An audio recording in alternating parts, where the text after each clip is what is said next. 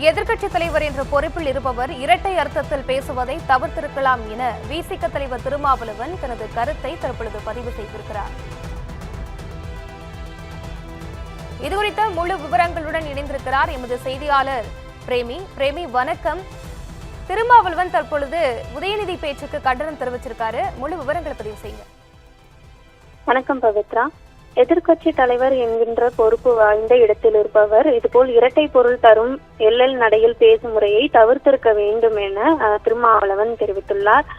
தஞ்சையில் முதலமைச்சர் விஜய் குறித்து இரட்டை அர்த்தத்தில் விமர்சித்த விவகாரத்தில் நீலாங்கரை இல்லத்தில் வைத்து எதிர்க்கட்சி தலைவர் உதயநிதி ஸ்டாலின் கைது செய்யப்பட்டுள்ளார். இது தொடர்பாக திருமாவளவன் தனது பதிவு ஒன்றை வெளியிட்டுள்ளார். அதில் எதிர்க்கட்சி தலைவர் என்கின்ற பொறுப்பு வாய்ந்த இடத்தில் இருப்பவர் இரட்டை பொருள் தரும் எல்ல நடையில் பேசும் முறையை தவிர்த்திருக்க வேண்டும் என குறிப்பிட்டுள்ளார். ஒரு பெண்ணை குறித்து இழிவாக பேசும் இத்தகைய அணுகுமுறை அவரது அரசியல் தகுதிக்கு பொருத்தமானதில்லை எனவும் நாகரிக அரசியலுக்கு இது ஏற்புடையதல்ல எனவும் குறிப்பிட்டுள்ளார்.